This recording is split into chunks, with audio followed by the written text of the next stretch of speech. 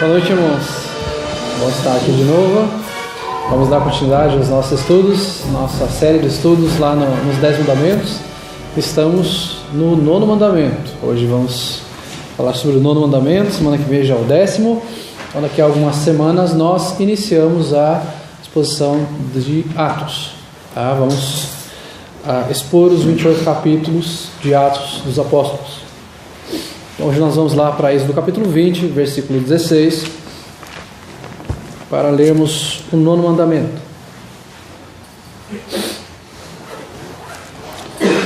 Vamos lá, vemos Moisés no monte, Deus dando as tábuas da lei a ele, enquanto o povo estava lá embaixo, não apenas aguardando, mas tiveram problemas sérios depois lá com questão de idolatria, fazendo bezerro de ouro e tal. E Moisés está lá recebendo as tábuas da lei. E no versículo 16 então o Senhor fala: não dirás falso testemunho contra o teu próximo. Este é o 9º mandamento.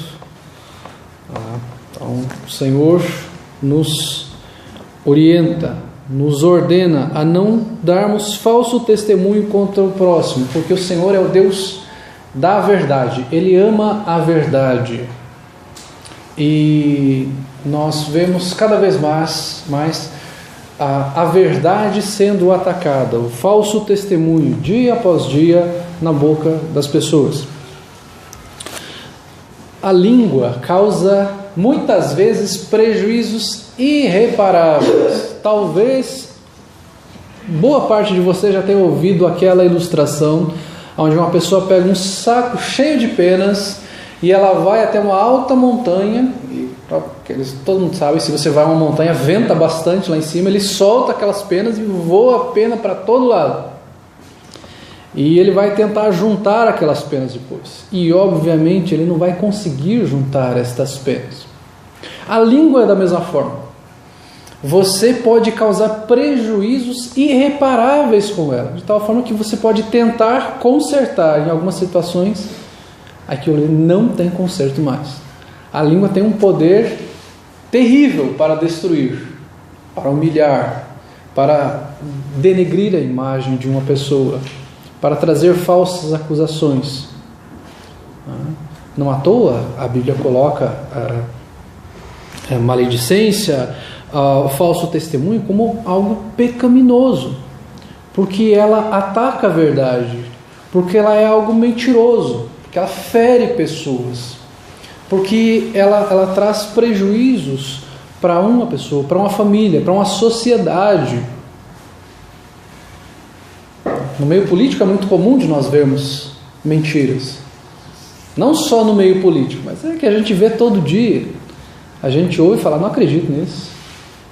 Aí você vê a propaganda política e você fala: olha só, eu gostaria de morar nessa cidade. Ah, não, mas é a minha cidade, essa cidade. Ou a pessoa fala que vai fazer algo, você fala: puxa vida, olha só, futuramente seremos uma Suíça, uma Dinamarca. Você vê que aquilo é mentira. Então as pessoas mentem. E o falso testemunho contra o próximo, então, de época de política, agora nós vamos ver cada vez mais, um atacando o outro, falando do que o outro fez, que o outro roubou, que o outro não sei o que isso, aquilo. Muitas coisas falsas, apenas para prejudicar o outro. Então, falso testemunho é um ataque contra a verdade.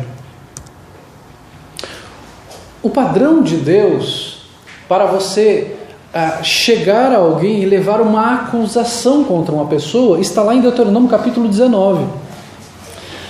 O texto lá diz assim, eu transcrevi esse texto aqui na tela, Deuteronômio 19:15, se vocês quiserem acompanhar pelas suas Bíblias também, conferir, não há problema, pode abrir. O texto lá diz assim: uma só testemunha não se levantará contra alguém por qualquer iniquidade ou por qualquer pecado, seja qual for que cometer, pelo depoimento de 2 ou 3 testemunhas se estabelecerá o fato. Ou seja, se você vai acusar alguém, não é a sua palavra contra a dela. Esta pessoa fez isso contra mim, mas aonde estão as testemunhas? Quem presenciou o fato? Quem pode confirmar que foi assim mesmo? Senão vira aquela coisa de, eu falo algo contra você e você fala, não, é mentira. Eu falo, é verdade. Você fala, não, mas é mentira. Eu falo, não, mas é verdade. Então, para evitar o falso testemunho, Deus coloca o padrão de ter testemunhas. O julgamento na sociedade daquela época, nas nações pagãs, era o seguinte, era ao contrário do que nós temos hoje. O julgamento de hoje, nós temos o seguinte princípio: ninguém pode ser considerado culpado, né, sem que haja provas para isso. Naquela época, você já chegava sendo considerado culpado. Diante do juiz você já era culpado.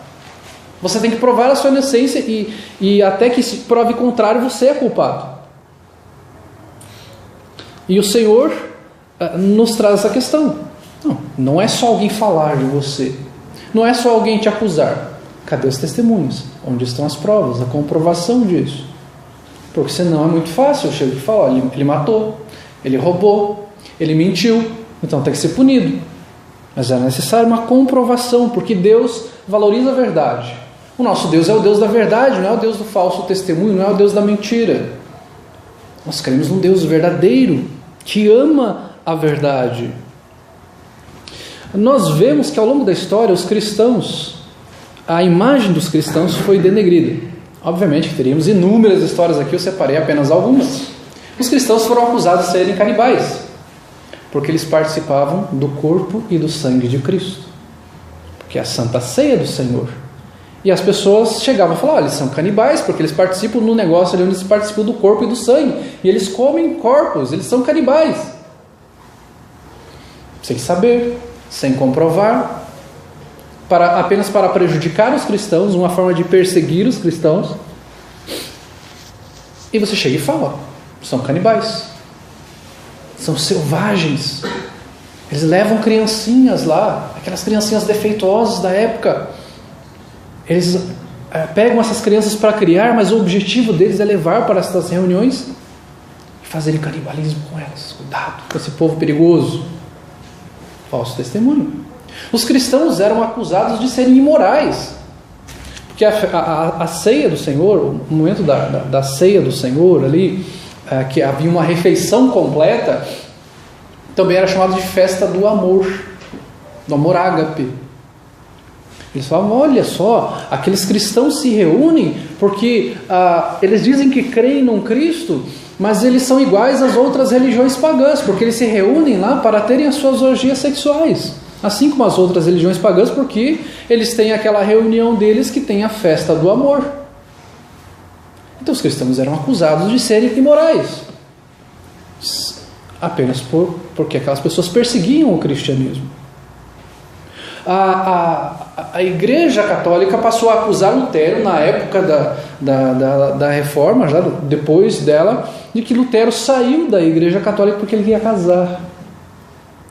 Não porque ele tinha diferenças doutrinárias, que na verdade ele foi excomungado da igreja, porque ele mostrou os erros que aconteciam na igreja, toda a questão de venda de indulgências e tudo mais, e a Igreja Católica passou a acusar Lutero de que ele saiu da igreja porque ele queria ter uma mulher, ele queria casar, ele queria contrair matrimônio. Então foi por isso, não foi por nenhuma diferença, porque ele cria da mesma forma que a Igreja Católica. Não é verdade isso. Só lermos a história, só vemos os escritos de Lutero, dos motivos pelos quais ele saiu da Igreja Católica, o motivo pelos quais ele confrontou a igreja por causa dos seus erros doutrinários, não porque ele queria casar.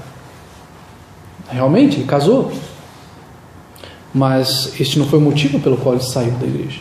Ele saiu por questões doutrinárias, pela questão da justificação pela fé, da venda das indulgências. É só nós lermos as 95 teses que ele pendurou lá na capela do castelo, da igreja do castelo de Wittenberg, e nós vamos ver várias das divergências doutrinárias que ele possuía contra a Igreja Católica. Um outro falso testemunho é que hoje ainda as pessoas podem falar para você, olha, a igreja só atrapalha a sua vida. Você vai esquentar a cabeça lá. Lá tem um monte de gente hipócrita. Seja igreja você sozinho em casa. O povo lá só vai, que lá só atrapalha a sua vida. Isso é mentira. É falso testemunho contra a igreja, porque a igreja é o corpo de Cristo. A Bíblia fala que a igreja é o corpo de Cristo. Não tem corpo sozinho.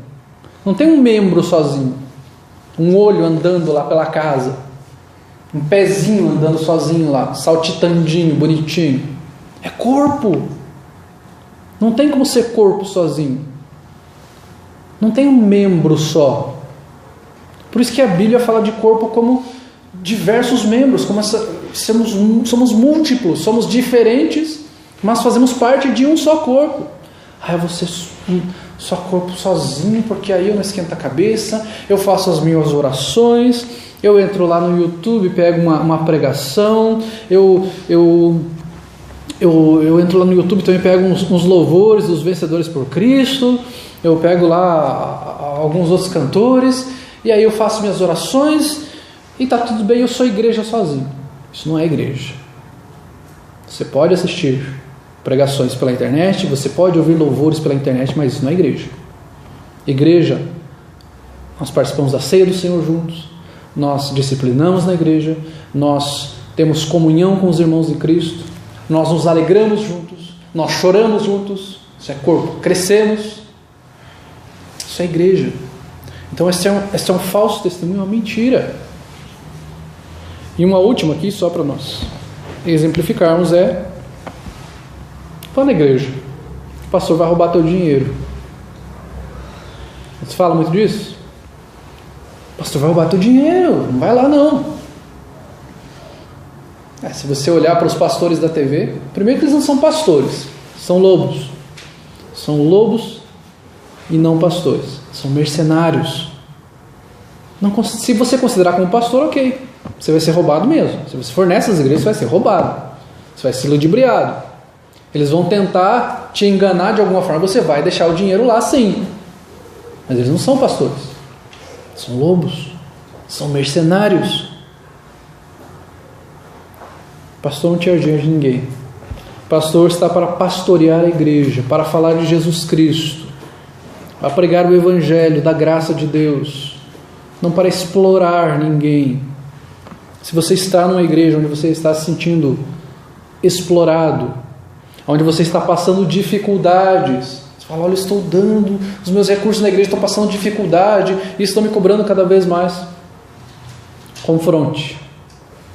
E se há essa exploração e insistem nisso mesmo com confrontação, saia desse lugar. Porque eles estão interessados no seu dinheiro e não na sua alma. Então o pastor, aquele que zela pela obra de Deus, ele não vai roubar o seu dinheiro. Ele vai prezar pela sua mordomia, pela sua generosidade, mas não vai te explorar. Isso é uma mentira. Motivos para o falso testemunho. Motivos bíblicos nenhum, obviamente, tá, gente? Vou dar motivos aqui que as pessoas vão racionalizar. Eu estava com raiva daquela pessoa, então eu falei um monte dela. Cheguei lá na minha empresa, lá, ela me prejudicou mesmo, eu falei mal dela para todo mundo, ela perdeu um monte de cliente por minha causa, porque eu falei um monte de bobagem sobre ela, eu falei que o trabalho dela não presta, eu falei que ela faz coisa errada, eu falei que ela é desonesta, eu falei que ela rouba. A pessoa está com raiva, que é revanchismo, falso testemunho. Ou você chega numa empresa, já deve ter acontecido com você, de você chegar numa empresa, você vai ver um produto lá e tal, eles falam, não, eu só estou pesquisando. Eu já chego e falo, não, mas esse aqui produto é melhor porque aquele lá é uma porcaria, aquele é ruim, esse aqui é o melhor do mercado, não existe melhor produto do que esse. E ele fala todos os defeitos do outro e da assistência técnica. A assistência técnica do outro é horrível, isso, aquilo, outro. Ele só está dando muitas vezes um falso testemunho para vender o produto dele. Ou porque ele tem uma rixa com o outro vendedor da outra empresa.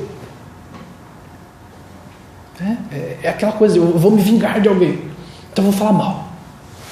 Eu vou falar todos os defeitos dele e esse defeito ainda vai ser amplificado. Eu vou colocar assim, exagerar um monte o defeito dessa pessoa.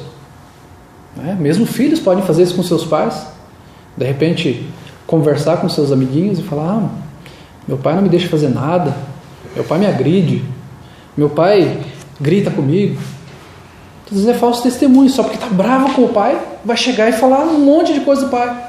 Meu pai não me deixa fazer nada. Minha mãe não me deixa fazer nada.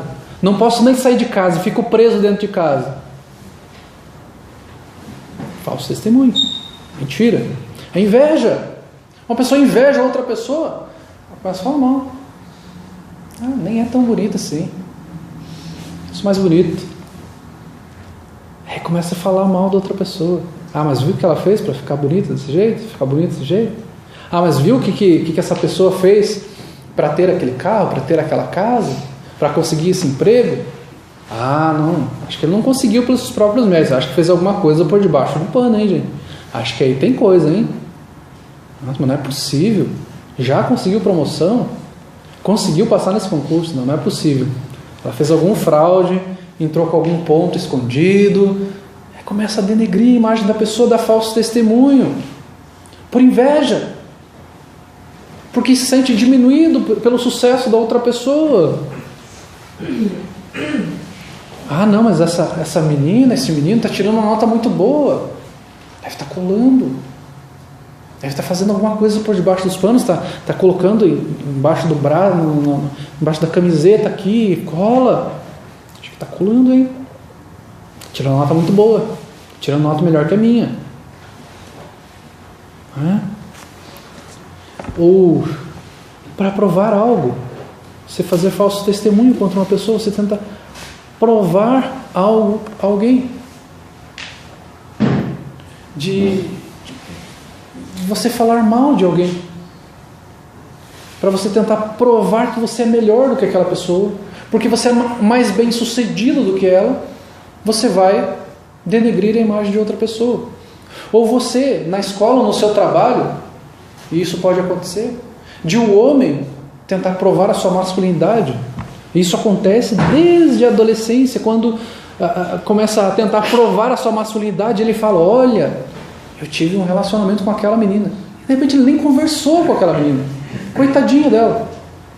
Aí ela fica com a fama de que ela é uma menina fácil na escola. Porque o menino, para provar que ele é másculo, que ele é bonzão, ele viu aquela menininha bonitinha lá, então. Ela praticamente se humilhou para ficar comigo. Ela pediu por favor para ficar comigo. Ela disse que me amava, que não conseguia viver sem mim. E aí todo mundo fica pensando: olha, essa menina é fácil, essa menina é isso, aquilo outro. Existe até um filme que fala sobre suicídio. Eu assisti porque começou a se falar muito sobre esse filme na internet, e eu fui ver o que era. É um filme chamado Os 13 Porquês, ou 13 Reasons Why, que ele fala sobre o suicídio de uma menina e fala ali das razões de ela ter se suicidado. E uma das razões que entra ali era de que ela teve ali um namorico com um rapaz, e o rapaz começou a falar dela, que não foi apenas um namorico, mas que ele teve um relacionamento muito mais sério com ela, e ela começou a ter uma fama de que ela era uma menina fácil, uma menina que a gente falava antes da vida, né? Uma menina que ela se oferecia para qualquer homem. E os meninos começaram então a mexer com esta menina. Isso é falso testemunho. Para você tentar provar algo, que você é bom, que você é popular, que você é bonito, que você é talentoso. Você mente, você denigra a imagem de outra pessoa. Interesses financeiros, emocionais. Você pode dar um falso testemunho. O falso testemunho em si não é só para denegrir a imagem de uma pessoa, mas é você falsear a verdade. Você tem algum interesse do papai e da mamãe? Você chega lá e: papai, eu te amo, você é o melhor pai do mundo e tal. Dependendo de quem seja, você já fala: o que você quer, minha filha, meu filho? O que você está precisando? Então, quando o filho faz isso, é um tipo de falso testemunho, sim. Se você faz de coração, chega e abraça seu pai, sua mãe, seu avô, sua avó. Legal, isso é muito bom, eu estimulo você a fazer isso. Mas se você só faz quando você quer ganhar um cinquentão ali para comprar alguma coisa, para comprar um sorvete, para comprar uma roupa, alguma coisa assim, está errado. Você não está fazendo aquilo por amor, você está fazendo porque você quer algo. Você não está declarando de coração que você ama aquela pessoa, que você aprecia a presença dela com você. Falo isso porque eu já fiz isso, pequei nessa área. Minha mãe está aí para testemunhar. De vezes que eu chegava para a mãe com algum presente, ela já sabia que eu queria alguma coisa. Aquele agradinho, a mãe já sabia, vai pedir alguma coisa. A bajulação é um tipo de falso testemunho. Você bajular a pessoa porque você tem interesse em algo. Puxa vida, olha só como você está magro, esguio, olha só como você está forte, olha só como você escreve bem, como você se comunica bem e tal. Nenhum problema em você elogiar uma pessoa. A questão é, qual é a sua motivação ao fazer isso? É a bajulação? É o puxa-saquismo? Você fala, isso aí é puxa-saco. Isso aí ele está fazendo porque ele quer ser promovido, porque ele quer ganhar uma notinha do professor. Professor, você ensina bem, hein? Porque olha, você fala uma vez só, eu já entendo. Eu tive outros professores que não entendiam nada. Como assim? É muito bom. Quer ganhar aquela notinha a mais, quer ganhar uma promoção. Bajulação é um falso testemunho. Você está fazendo algo porque você quer algo em troca e muitas vezes você está amplificando aquilo e nem é tudo aquilo aquela pessoa. Olha, ele é uma pessoa extremamente didática. Você é um chefe maravilhoso. Bajulação é falso testemunho, é pecado. E o falso testemunho também como hábito. Tem pessoas que têm o hábito pecaminoso de dar falso testemunho, de mentir, de denegrir a imagem de outras pessoas. Elas sentem prazer de chegar na roda de pessoas ali e falar mal dos outros, e denegrir a imagem de outras pessoas. Falar mal. Como se aquilo fizesse tão bem para aquela pessoa e fosse um tipo de autopromoção, onde ela pensa, olha, esta pessoa faz isso, mas eu sou melhor do que ela, eu não faço. E como eu sou bom, hábito, o hábito de fazer, de ser um falso testemunho, de se autopromover. Na verdade, o coração do ser humano ele é corrupto e ele está muitas vezes tentando se autopromover, dando falso testemunho, que o falso testemunho nada mais é do que você testemunhar contra alguém de forma falsa, mentir sobre ela e você se promover como se você falasse, eu não faço isso, eu sou melhor do que ela, mentindo, denegrindo a imagem das pessoas. Nós sabemos que o diabo ama a mentira. O diabo ama a mentira. Jesus, quando conversa, quando está debatendo com alguns religiosos, falando sobre a escravidão do pecado, eles falam que eles não eram escravos do pecado, que eles eram filhos de Abraão e tudo mais. E Jesus fala para eles direto e reto. João capítulo 8, versículo 44. Vós sois do diabo, que é vosso pai, e quereis satisfazer-lhe os desejos. Ele foi homicida desde o princípio e jamais se firmou na verdade, porque nele não há verdade.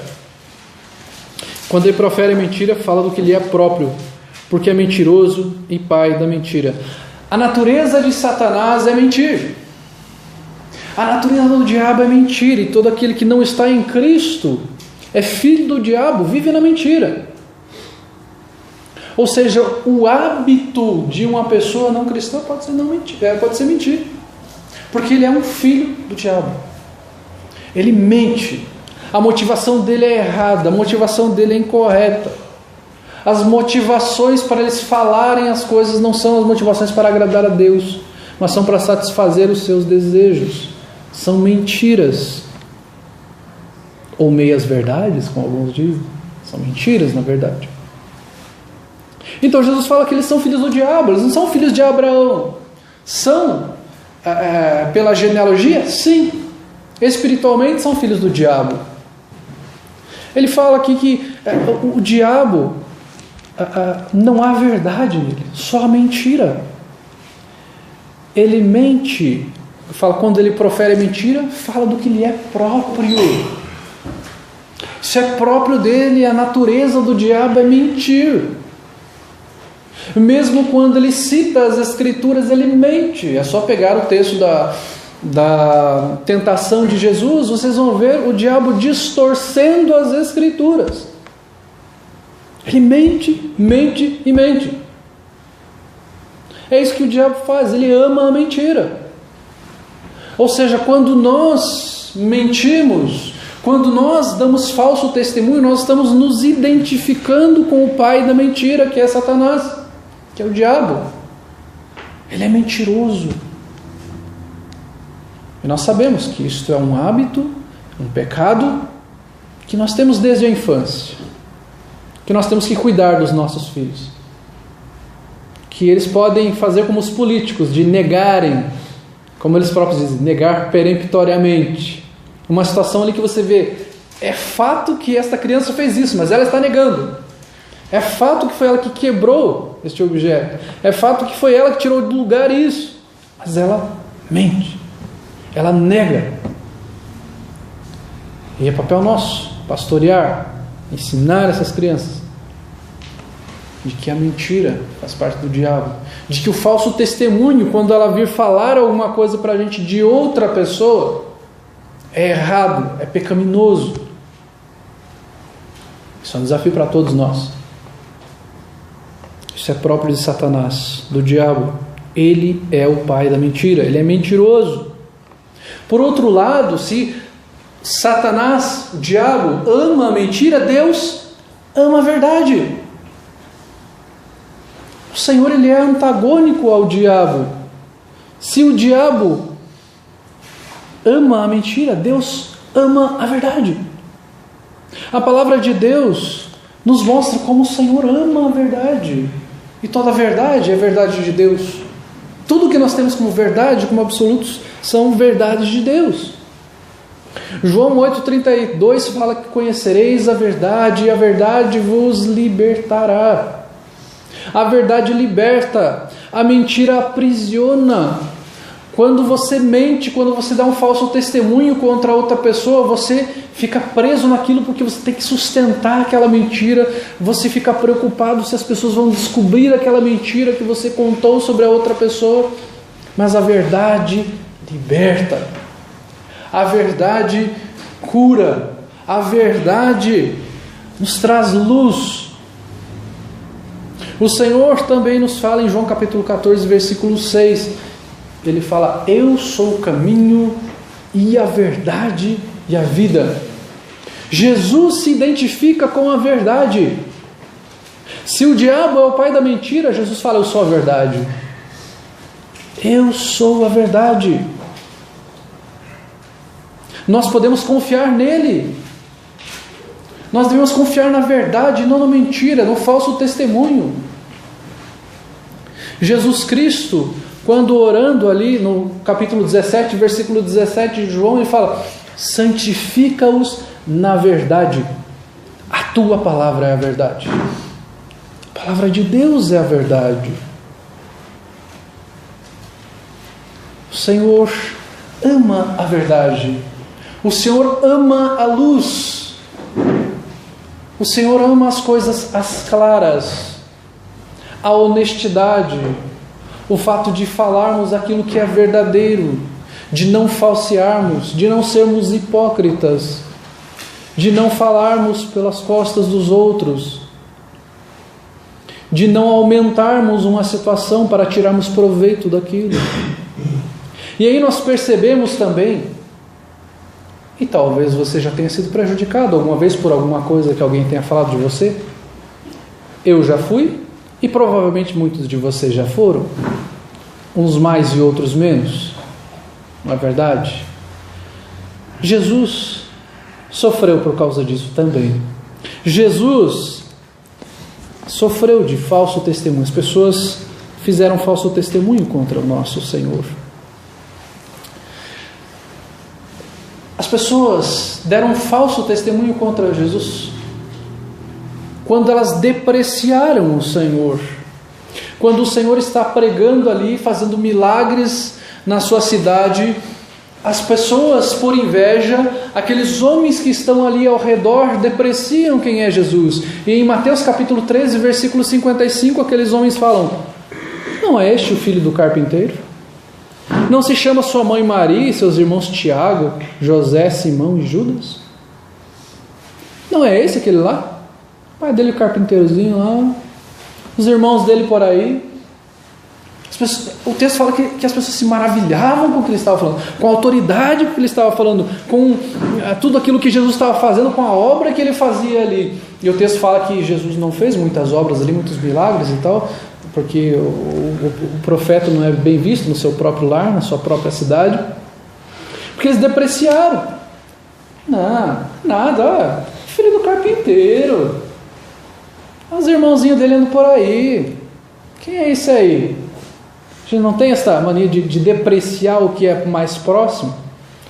Isso aí esse cara é aqui da cidade, não vai dar nada, que nada dá certo mesmo. Essa cidade aqui não tem nada de muito bom por aqui não. Aquele jogador de futebol é daqui? Então não é bom não. Aquele ator é daqui? Aquele artista? Então não vai dar certo. Aquele estudante que saiu daqui para fazer uma universidade, fala, acho que não vai ser não. Meu vizinho ali, acho que não dá grande coisa não por aqui não. Tá só querendo se exibir. Não dá nada. Fizeram isso com Jesus. Olha, o filho do carpinteiro ali. Não dá nada não. Era Jesus, o Senhor da glória. E eles, por inveja, depreciavam, diminuíam. É o carpinteirozinho, filho do carpinteiro. Os irmãos dele andam por aí, mãe dele anda por aí também. Não dei muita importância para isso não. A palavra até parece meio bonitinha, mas não dei importância não. Ele não é nenhum lorde, nenhum senhor, nenhum ricaço, nenhum filho de alguma pessoa importante. É só o filho do carpinteiro. Falso testemunho contra o Senhor também foi feito, as pessoas manipulando outras pessoas e a lei de Deus. Mateus 26:59, quando Jesus já estava ali sendo julgado pelo Sinédrio, o texto fala: ora, os principais sacerdotes e todo o Sinédrio procuravam algum testemunho falso contra Jesus, a fim de o condenarem à morte. Ora, primeiro que aquelas pessoas foram fazer um julgamento à noite, que não deveria ser feito, e eles começaram então a manipular pessoas para darem falso testemunho contra Jesus. Além de manipular pessoas, eles manipularam a lei. Porque eles falaram: para condenar uma pessoa precisa de 2 ou 3 testemunhas. Então vamos achar 2 ou 3 pessoas para mentir contra Jesus. Então eles estavam, entre aspas, cumprindo metade da lei. Nossa, olha só, diante dos homens eles estavam cumprindo a lei. Olha só, nós temos 2 ou 3 testemunhas que acusam Jesus de que ele fez algo errado, então ele tem que ser condenado. Aqui estão as testemunhas. Mas foram testemunhos de pessoas que foram levadas ali para falar algo contra o Senhor, com falso testemunho. Então eles manipularam pessoas e tentaram dar um jeitinho na lei, para mostrar que eles eram piedosos. Isso não é piedade. Isso não é piedade. Isso é apenas uma demonstração, só para as pessoas verem. Diante de Deus isso é lixo. Eles manipularam as pessoas e tentaram dar um jeitinho na lei para dizer que eles eram pessoas piedosas, a fim de condenar o Senhor Jesus à morte. Isso é falso testemunho, tentar prejudicar alguém usando de situações para prejudicá-lo, usando a lei a seu favor, mentindo. Já falamos semana passada inclusive sobre isso. De repente uma pessoa que está no trabalho e ela mente contra o seu patrão para conseguir algum dinheiro na justiça, para conseguir uma indenização. Ela usa a lei a seu favor e fala: olha, eu sofri maus tratos, eu sofri assédio moral lá dentro, eu sofri isso, aquilo, outro, então eu quero ser indenizado. Eu trabalhei nessa e nessa área que eu não deveria trabalhar, então eu quero ser indenizado. Mentindo, dando falso testemunho. A gente conhece diversas situações de como as pessoas manipulam a lei para se dar bem, de como as pessoas dão falso testemunho contra outras para se darem bem, para ganhar um dinheirinho a mais, para ganharem reconhecimento. Manipulam mentem, dão falso testemunho. Elas mentiram contra Jesus, além de depreciarem Jesus, manipularam pessoas, deram um jeitinho para parecer que estavam cumprindo a lei, eles ainda mentiram. Lucas 23, versículo 2 fala: e ali passaram a acusá-lo, dizendo: encontramos este homem pervertendo a nossa nação, vedando pagar tributo a César e afirmando ser ele o Cristo, o Rei.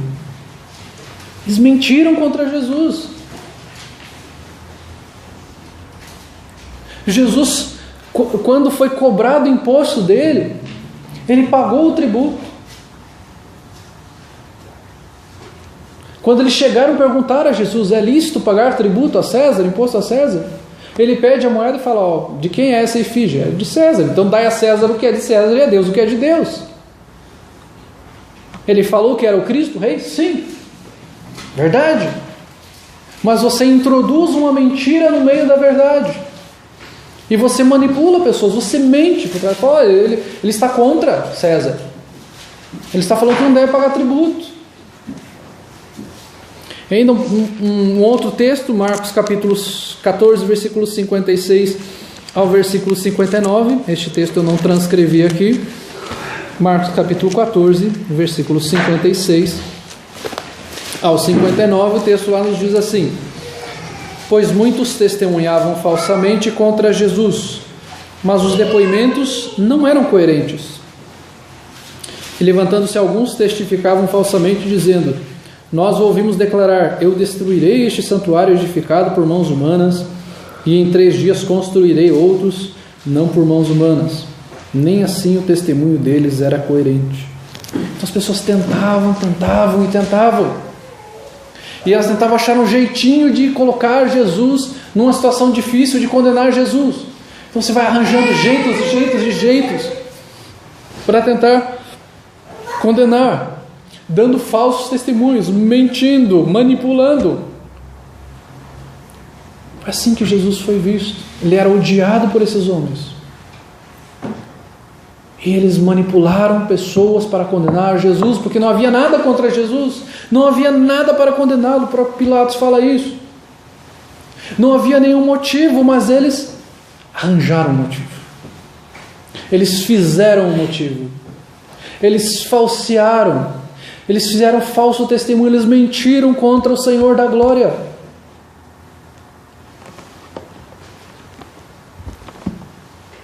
O Senhor cumpriu o propósito eterno, que era morrer na cruz. Mas estes homens foram responsáveis, sim, pela morte de Cristo. Nós entendemos a soberania de Deus, mas entendemos também a responsabilidade humana, de que eles foram responsáveis por isso, sim.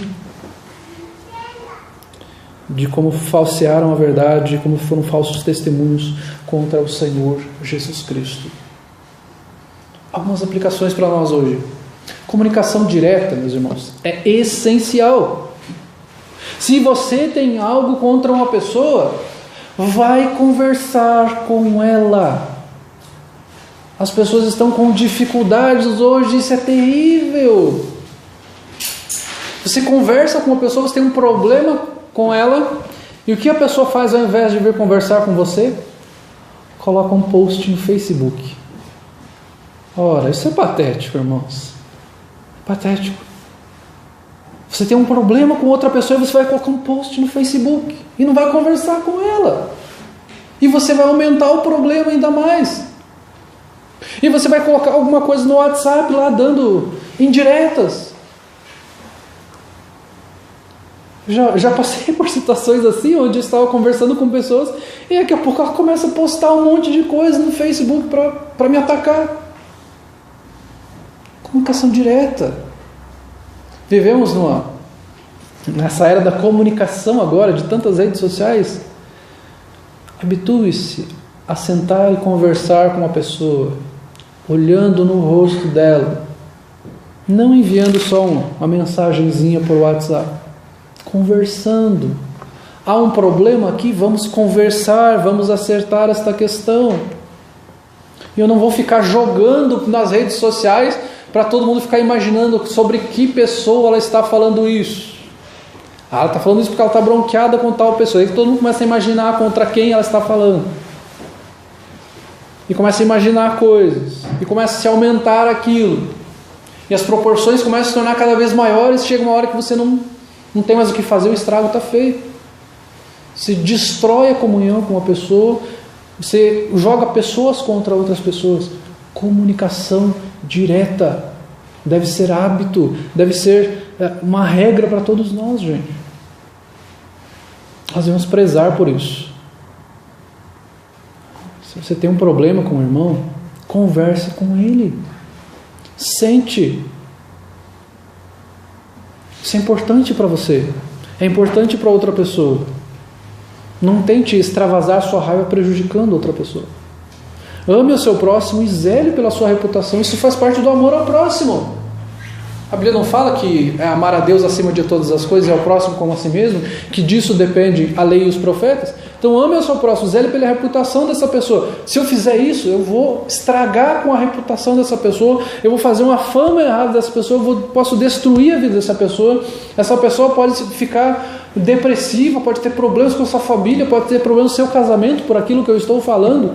Eu não posso ser falso testemunho. Se há algum problema meu com esta pessoa, eu vou começar com ela. Eu vou resolver o meu problema com ela. Se ela está em pecado, eu vou repreendê-la. Em particular, que é o primeiro passo da disciplina. É isso que eu vou fazer. Não vou sair falando para todo mundo, espalhando e aumentando. E aquele telefone sem fio que quando chega lá na frente, chega algo absurdo.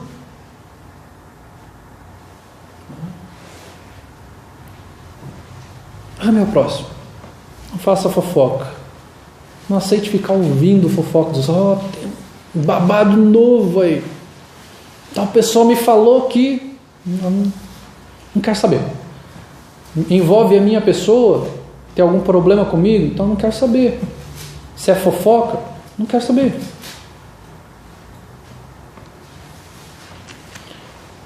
Colossenses capítulo 4, versículo 6, o apóstolo Paulo fala que a nossa palavra tem que ser temperada com sal. Colossenses capítulo 4, versículo 6. Olha só que o texto nos fala lá.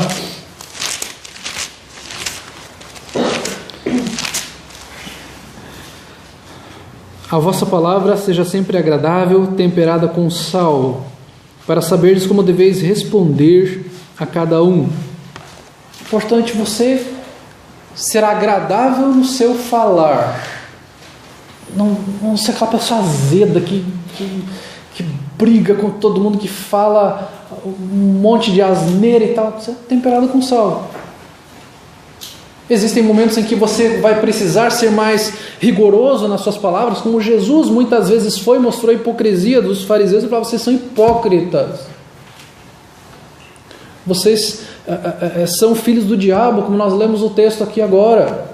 Ele foi ríspido, foi rígido em algumas circunstâncias que eram necessárias, mas quando nós necessitamos confrontar pessoas ou falar algo a ela, nós precisamos pensar e amar esta pessoa e pensar na saúde desta pessoa e pensar no que esta pessoa precisa neste momento. Em momentos, rigidez, mas no geral, temperada com sal, falar da forma correta. Você não vai falar para destruir uma pessoa. Você não vai falar para arrasar com uma pessoa. Eu quero destruir emocionalmente essa pessoa. Eu quero destruir financeiramente essa pessoa. Eu quero arrasar com o trabalho dela. Eu quero tirá-la do serviço. Eu quero tirá-la daquela escola. Eu quero tirar esta pessoa desse estágio. Eu quero fazer com que todos os vizinhos vejam mal esta pessoa. Não, isso é errado. Isso é pecado. Isso é falso testemunho. Você não está fazendo aquilo que a Bíblia manda fazer. Não use palavras humilhantes para com o seu próximo, seu cônjuge, seu irmão, sua mãe, seu pai, seu avô, avó, neto, neta, vizinho. Não use palavras humilhantes. Você é burro. Você é gordo. Você é feio. Você é ridículo. Tem gente que faz isso. Tem gente que fala até hoje de situações que viveu na sua infância. Fala: meu pai me chamou de burro e eu acostumei, eu me conformei com isso, eu sou burro mesmo.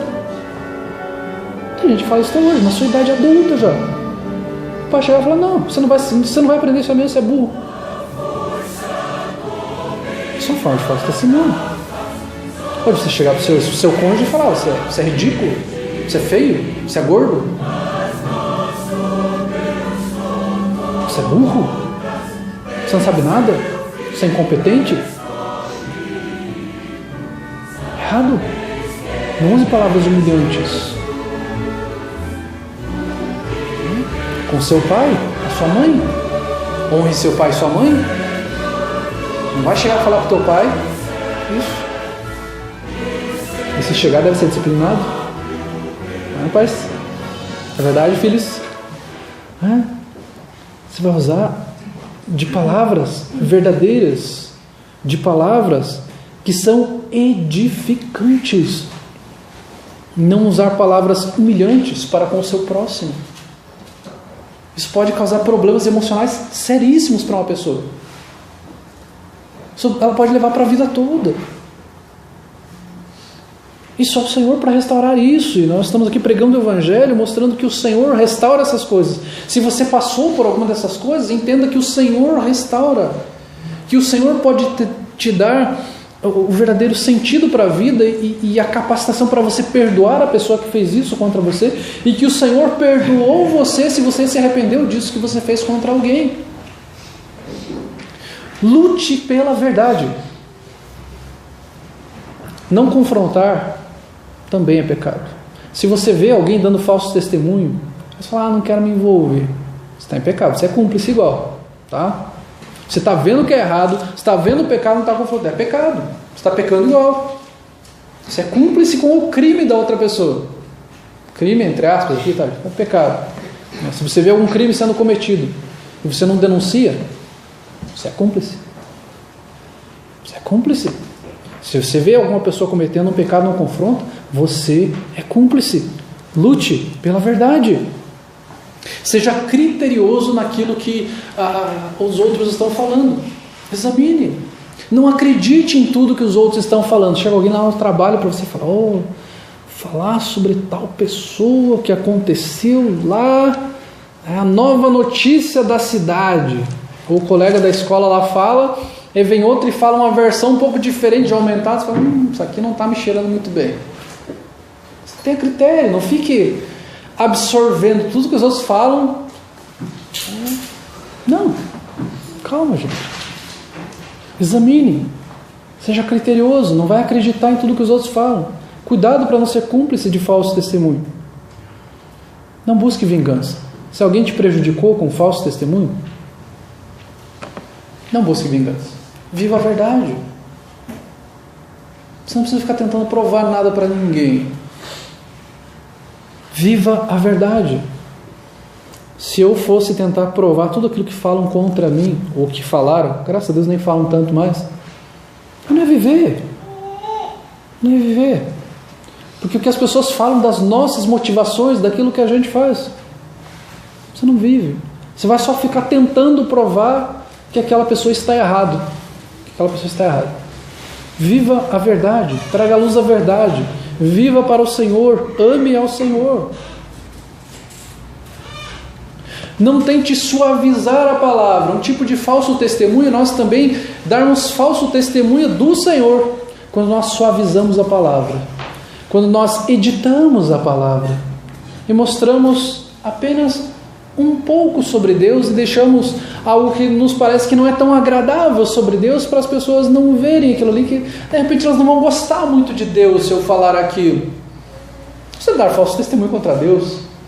Você não está apresentando o Deus das Escrituras. Você está apresentando um Deus photoshopado.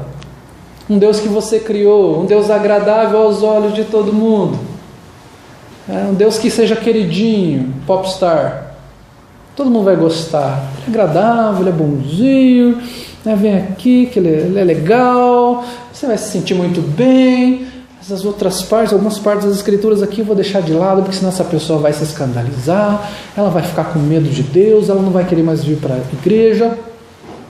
Não tem que suavizar a palavra de Deus. Prega o Evangelho, prega a palavra. A pessoa ela vai amar a Deus, né? Ela não vai amar a Deus de verdade se você apenas falar daquilo que você acha que é agradável sobre Deus. Ela deve amar ao Senhor inteiramente, senão ela não ama a Deus de verdade, senão ela vai chegar em um momento e falar, não, eu não acredito nesse Deus que você está falando. Nós estudamos hoje de manhã e falamos, Deus, ele se vinga, Deus se vira. Não, eu não acredito nesse Deus, não. Não tem que suavizar a palavra. Pregue a palavra de verdade. Anuncie o Cristo das Escrituras. Anuncie Cristo. Não o Cristo que as pessoas querem ouvir. Anuncie o Cristo das Escrituras. Aquilo que veio, que anunciou salvação, que disse, eu e o Pai somos um, que disse, eu sou o caminho, a verdade e a vida, ninguém vem ao Pai senão por mim. Que aquele que não ama o Pai está debaixo da ira de Deus. Aquele que morreu e ressuscitou está à destra do Pai. Aquele que vai julgar, que vai colocar à sua direita as ovelhas e à esquerda os cabritos, e que vai salvar os seus e condenar os outros. Vai salvar as ovelhas e condenar os cabritos. É aquele que traz condenação e salvação. É esse Jesus que nós pregamos, o Jesus vitorioso, o Jesus Rei, Senhor sobre todas as coisas. Então nós não vamos dar falso testemunho contra outras pessoas, não vamos dar falso testemunho da palavra de Deus e não vamos dar falso testemunho contra o Senhor Jesus Cristo. Nós vamos viver a verdade, nós vamos falar a verdade, nós vamos nos dedicar a repreendermos aqueles que necessitam ser repreendidos. Nós vamos ser sinceros, honestos, viver a verdade, porque o Senhor ama a verdade. Porque é a verdade que salva, a mentira condena. A verdade é salvadora. Se você está do lado de Cristo, você vive a verdade. Se você não quer estar ao lado de Cristo, você vive uma mentira, você está enganando e sendo enganado. Viva a verdade, viva a Cristo, viva a salvação. Vamos orar ao Senhor. Senhor Deus, que o Senhor nos permita viver para o Senhor, viver a sua verdade, a única verdade. Não há outro lugar onde possamos encontrar a verdade, Senhor. E que nós tenhamos a disposição de vivermos para o Senhor e não prejudicarmos o nosso próximo, prejudicarmos irmãos em Cristo, através de falsas palavras, de falsos testemunhos, de bajulação, mas que o nosso coração esteja disposto a viver a verdade para o Senhor, edificarmos vidas de outras pessoas, amarmos pessoas, pregarmos o Evangelho verdadeiro, a verdade do Senhor, a verdade que salva, que santifica, que liberta. Abençoa-nos, Pai, nesta noite, abençoa-nos também toda esta semana, que possamos viver a verdade do Senhor para a glória do Teu nome. Em nome de Jesus Cristo. Amém.